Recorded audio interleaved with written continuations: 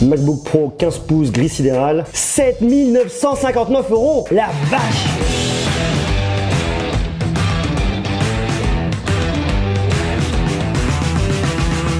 Si vous suivez mes vidéos, il vous aura pas échappé que je suis client chez Apple. J'ai un MacBook Pro sur lequel je travaille, c'est un vieux MacBook Pro de 2011, et je me suis posé la question depuis quelques temps de changer, d'évoluer et de passer vers un produit plus performant. Je filme aujourd'hui uniquement en Full HD parce que mon Mac de 2011 ne permet pas de filmer en 4K, de monter en 4K, ça rame, c'est un truc de dingue. Donc quand j'ai appris la nouvelle qu'un nouveau MacBook Pro était sorti, je me suis posé la question, une fois de plus, je pose la question chaque année. Je me suis dit, est-ce que c'est cette année que je vais basculer? J'ai regardé la fiche technique, j'ai regardé ce qui est annoncé, du côté du 15 pouces, surtout pour le montage, parce que déjà que l'écran n'est pas hyper confortable en travaillant sur du 15 pouces pour faire du montage, sur du 13 pouces, j'ai fini de me flinguer les yeux. Je me suis donc posé la question et j'ai regardé. Et j'ai regardé à peu près la configuration qui pourrait m'intéresser. Je suis allé directement sur le plus haut de gamme, sur ce qu'il peut y avoir le plus en termes de puissance, pour filmer en 4K, pas avoir de latence, des exports rapides et que ça soit bien cohérent et bien fait. Et j'ai vu le prix, 7 959 €. C'est hallucinant, c'est extrêmement cher. Après, je crache pas dans la soupe. J'aime beaucoup les produits Apple, j'aime leur environnement. Je trouve que les machines sont vraiment bien. On est sur une toute nouvelle machine, nouvelle génération, nouveau processeur Intel. C'est quelque chose qui marche, il n'y a aucun souci. Mais c'est vrai qu'en termes de politique tarifaire, c'est très cher. Alors on peut effectivement me dire, c'est un produit destiné aux professionnels. Est-ce que tu as besoin, en faisant de la vidéo 4K, d'un tel produit? Pas forcément. La question, je vais tourner un peu dans l'autre sens. Donc d'ailleurs, d'ici quelques jours, je vous invite à me suivre et à vous abonner parce que dans quelques jours, je vais vous faire une vidéo qui est un peu la continuité de celle que j'ai fait l'année dernière. Vous avez fait une vidéo, quel MacBook acheter en 2017? Là, maintenant que ce produit est sorti, je vais vous faire une vidéo, quel MacBook acheter en 2018. Je serais surpris qu'Apple nous sorte en septembre un nouveau MacBook Air peut-être.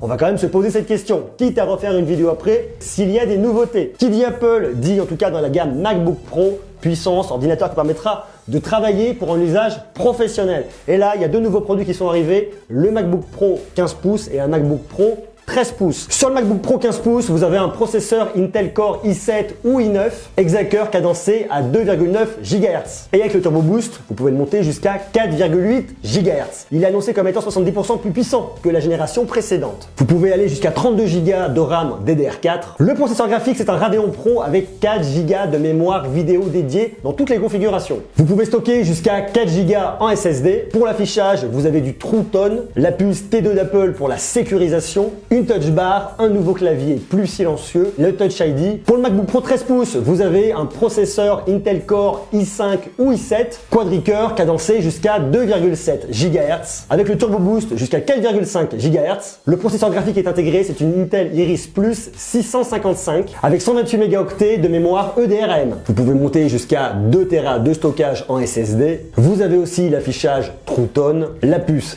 T2 d'Apple, le Touch Bar et le Touch ID. Donc des machines qui sont relativement différentes, on va pas forcément avoir le même usage sur l'un comme sur l'autre. Vous avez un processeur Intel de 8e génération, quelque chose de beaucoup plus rapide qui permettra d'aller plus loin dans les calculs. Vous avez un clavier de 3e génération qui vient un petit peu changer par rapport à ce qu'il y avait avant. Il y a eu pas mal de problèmes sur le clavier papillon. Là, vous avez un clavier qui est annoncé comme étant plus silencieux. Des connecteurs Thunderbolt 3. Vous pouvez connecter jusqu'à 2 moniteurs 5K externes. La luminosité, c'est du 500 nits et vous avez la gamme de couleurs P3. Donc deux machines vraiment complètes que vous pouvez complètement personnaliser en fonction de vos besoins. La puce T2 d'Apple, pour vous en parler rapidement, elle va venir renforcer la sécurité, démarrage sécurisé, chiffrement des données et elle apporte 10 Siri pour la première fois sur un Mac. Ça c'est cool. Ce qu'on voit, c'est qu'Apple continue à renouveler sa gamme de MacBook Pro qui s'adresse vraiment aux professionnels. Les MacBook Pro sont des machines vraiment bien, très puissantes. Forcément, là c'est cher, mais ce sont des produits à usage professionnel. Si vous allez sur le modèle 13 pouces, vous pouvez choisir 128 Go de stockage, 256 et rajouter Touch Bar et Touch ID en 256. Et là, vous voyez forcément tout de suite, le prix augmente, vous êtes quasiment à 2000 €. Et si vous en voulez toujours plus, vous pouvez prendre 512 Go de stockage. On est à 2249 €, c'est énorme. Vous avez toujours les options. Là, vous êtes sur le processeur Intel Core i5. Si vous allez sur le i7, l'addition continue à grimper. Si vous voulez 16 Go de RAM, ça grimpe encore. Si vous voulez un SSD toujours plus grand, carrément passer sur 1 Tera plus 500 €, 2 Tera plus 1500 €, Les tarifs s'envolent, les logiciels préinstallés, bon, vous n'en avez pas forcément besoin. Et voyez tout de suite, on est à 4 349 € si vous voulez un 13 pouces gonflé à bloc. C'est tout de suite quelque chose de cher, extrêmement cher. Si vous voulez de la puissance, à ordinateur équivalent, Mac reste quand même très très cher. Sur le 15 pouces, vous avez plusieurs possibilités. Vous pouvez prendre votre processeur cadencé à 2,2 GHz, 256 Go de stockage. Là, par contre, vous avez Touch ID et la Touch Bar qui sont directement inclus. Vous voyez, vous avez un tarif de base à 2 799 €. Vous montez au-dessus en 512, 3 299 €, cadencé à 2,6 GHz et 512 Go de stockage. Et là, ça s'arrête pas, les prix s'envolent. Là, vous êtes sur le i7, si vous voulez sur le i9, plus 340 €. Au lieu d'avoir 16 Go de mémoire DDR4, vous passez carrément à 32 Go, plus 480 €. Le stockage, les prix s'envolent complètement jusqu'à 4 Tera, 3840 €. Alors, on n'a pas forcément besoin tout de suite de 4 Tera de stockage, mais c'est super cher. Et voyez, vous êtes sur le tarif 7 959 €.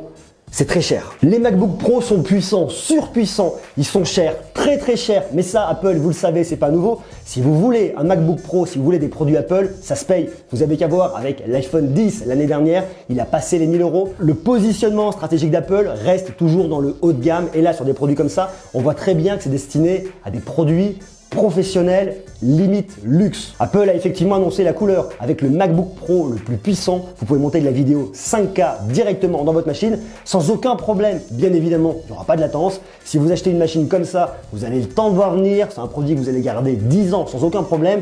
Ok, par contre, il faut pouvoir se le permettre. Je ne suis pas persuadé qu'un produit surboosté comme ça corresponde à tout le monde en termes de prix, en termes de budget. Ça devient carrément énorme. Moi, quand je vais renouveler mon ordinateur, la question va se poser une fois de plus du MacBook Pro. Déjà parce que je suis habitué à l'environnement Apple, macOS, je connais parfaitement bien. Mon logiciel de montage, c'est Final Cut Pro. Donc quand vous êtes habitué à un logiciel, c'est pas s'embêter à aller en chercher un autre. Je sais que Premiere est un excellent logiciel.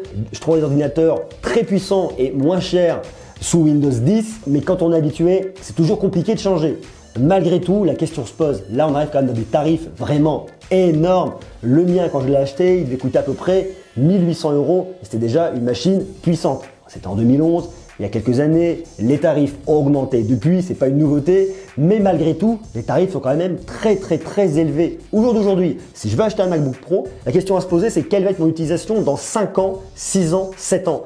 Parce qu'il y a la question aujourd'hui, au jour J. Pour l'instant, je filme en 1080p. J'ai besoin d'un peu plus de puissance pour pouvoir travailler en 4K d'une manière complètement fluide. Avec mon disque dur 256 Go, je suis quand même relativement limité, puis je m'embête tout le temps. Il faut que j'arrive à 1 Tera, si je peux avoir 2 Tera, ça serait bien.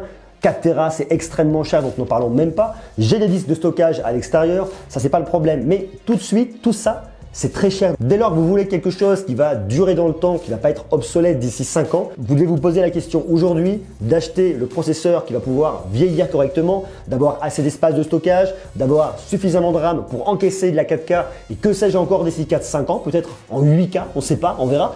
Donc ça veut dire une machine puissante. Donc est-ce que ces MacBook Pro 13 pouces et 15 pouces sont intéressants? Très clairement, oui, la fiche technique est là. Sur le papier, ils ont l'air d'être vraiment intéressants. Je dirais presque à voir lors de phase de test, mais on connaît les produits Apple, on connaît la finition.